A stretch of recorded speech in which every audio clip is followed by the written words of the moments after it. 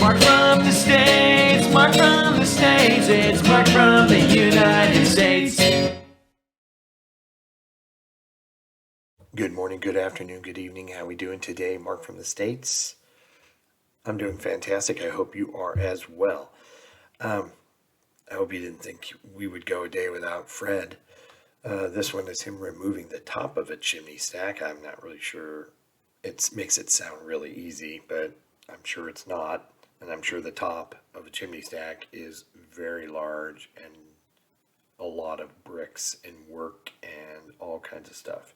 And he's going to make it look very easy. The man is fearless. The man is unique.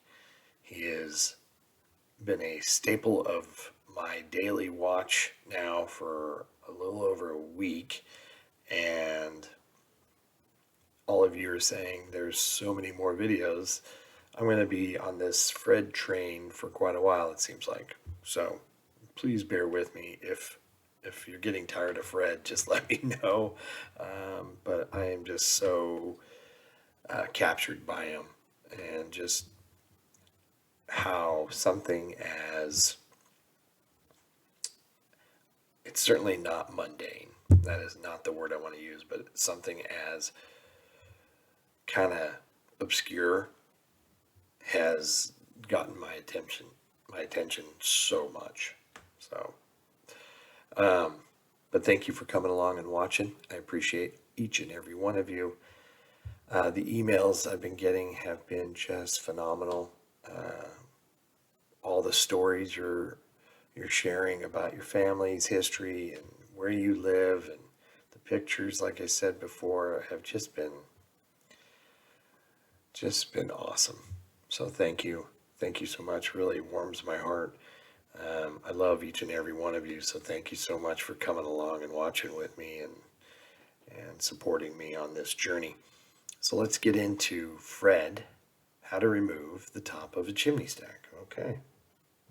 Brought Fred another boon, a £4,500 contract that would keep his family and leave a margin for further work on his engine. Yeah. This particular job is sort of to his engine. A bit upsetting to me, because it's like the last spinning mill in Bolton with a proper chimney, you know, and I'm going to wreck it. All that beautiful fancy work round the top, I've got to take all of that off and lower it down to the ground, you see. And this isn't quite as simple as just knocking bricks off top of a chimney. Here, there's no room at all, you know, and I've got to lower it all down in buckets, about 100 weight at once, you see. Wow. You know, I'd very much like to mend it and make it, you know, glorious again for another long period, but really it's redundant. Nobody loves it no more. Nobody wants it anymore, and they've no bloody use for it, because, you know, they've only got a toy boiler down at the bottom. That is, oh my gosh. You know, when I first started climbing chimneys, there were quite a lot of places on coal. I even had the great pleasure of working on one or two where they actually still shoveled it on by hand, and all the black foul smoke used to come out. But that stuff, you know, it used to come out at top, and all the gutters in the immediate neighbourhood and all the year's lace curtains rotted away. But this blue stuff from the oil makes you cough and splutter worse than capstan full strength. It's a bit like putting your mouth around somebody's exhaust pipe, you know, up there, like, not very nice.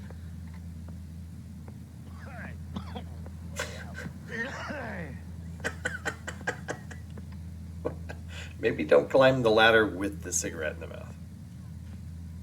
And the other epic thing we did about climbing chimneys, you know, I was criticised for saying, you know, I had a few pints before I climbed up. But, you know, I'd like to say that, sort of, you want to try this bloody job sober, you know. Oh, boy. Yeah, if I've had a couple of pints of beer, you know, I don't, you know, think I'm King Kong-like sort of thing. You know, take it that little bit easier, you know, and more cautious. The thing is that once you've got up that first bloody ladder, you've only got to make one wrong move and you're dead. You know, I mean, them boards, there's great gaps in them, you know. I mean, you could put 1 foot through a space and not even fall off, but smash your bloody leg in 2 pieces, and then you'd feel a bit of a fool. Well, fire brigade's no good because the ladder's not long enough. Somebody would have to come and rescue you with an helicopter, you know, which is a bit of a, look, you know, we can't have any of that, can we? No, we can't.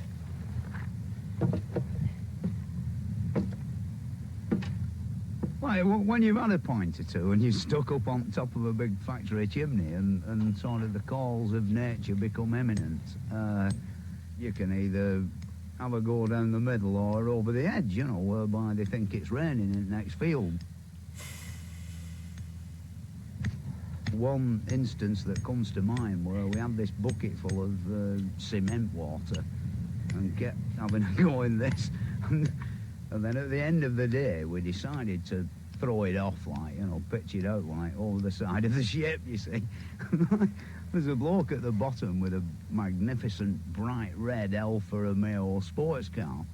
And when we came down, it was summertime, and all these beautiful red motor cars were covered with white cement urinated spots.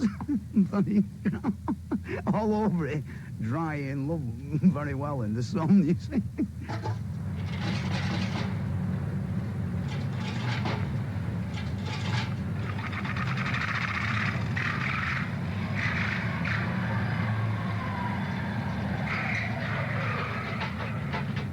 That's a pretty good system there. This contraption I sort of invented myself purely through watching the steeplejacks of like 1940 and 50. One famous firm from Manchester would arrive and just commandeer a skip out the mill and put 4 ropes, one on each corner, and like they'd literally pull the damn thing up by hand and put as many bricks in as they thought were sort of necessary, and then lower it down, you know. And then I saw an improvement on that, 2 milk churns on a similar sort of setup that we've got here. But you've still got to lower the one down, sort of just let it come down at 2 miles an hour, which it like 5 minutes for the bloody thing to get from the top to the bottom. And one day it dawned on me that if you had a brake drum on the haulage system somewhere, you could like control the thing yourself. That's genius. Mine, the brake's on all the time. And when the can's full of bricks, which amounts to about 100 weight, I just lift up the lever and down it goes, and the empty and comes up, you see. Wow. And then Donald down at bottom knocks the catch and out come the bricks, and as long as we can keep it going all day, like, we're in business. Careful. That's insane. Oh, I mean, that's not insane. That's genius. Let gravity do it.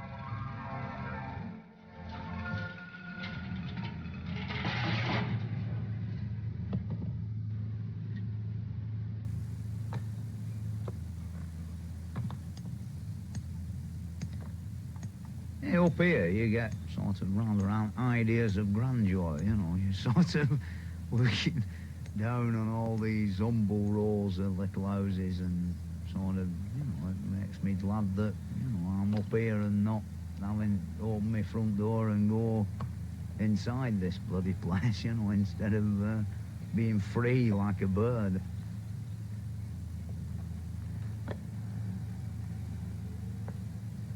like I often think that, you know, my sort of lot or life is, you know, it's more exciting and varied than most people's. You know, they never, you know, sort of have anything exciting, you know, unless they're having a bloody strike or something, you know, sort of like steeplejacking. That's one thing that, you know, that appealed to me because I think basically I'm lazy, you know, like sort of a job where some days when it rains I'm quite happy because I can go home and do something on my engine, you see. Whereas if I were tied to a machine in a factory or an office, you know, you'd be, you know, like watching the bloody clock all day. People say, are you not bored knocking all them bricks off? And, well, the answer is, like, no, really, because the job's so reasonably simple that you can sort of carry on doing it, and you've part of your mind's conscious for the safety part of it, and the other part of your mind wander away to more pleasant things, you know, like mending steam engines. Oh my Spring. God. Oh, Fred. All right, so what did we learn today from Fred, boys and girls? Couple pints. And go ahead and climb up the tall ladder with no safety gear. Good. He invented he didn't invent it, but he designed that milk, out of milk cans, I think is what he said. Okay, that was awesome. He doesn't want to work in an office building or a factory. He enjoys taking bricks and being a steeplejack because he can, because he's lazy, and it allows him to only think partially about safety, and the rest he can daydream about other things. That sounds good. Yeah, obviously, the man is incredible. I'm kidding here. I mean, the man is incredible. I mean, anytime I see him walking straight up, climbing the ladder straight up, it just makes my palms sweat, makes me, I know he doesn't fall. We all know this, but does that change? Does it change how we feel? Does it make my palms not sweat? No, they still do, because it's just the thought of me putting myself in that position and how freaked out I'd be. I wouldn't be able to get 20 feet. Usually about 16 to 20 feet, that's when the knees start to buckle. They start, the forehead starts sweating and palms get wet. Yeah, it's brutal. It's brutal. But will it keep me from watching more Fred? No, of course I'm going to keep watching because the guy is just so interesting. Thank you so much for coming along and watching. I hope everybody's happy, healthy, and safe. I hope you come back and watch more Fred with me. I've got other videos too. It's not just Fred. I promise you, there's other videos on the channel. So go to the channel, check them out. Thanks again for coming, and I hope to see every one of you. I don't really see any of you, but you'll see me in the next one. Take care, everyone. Bye.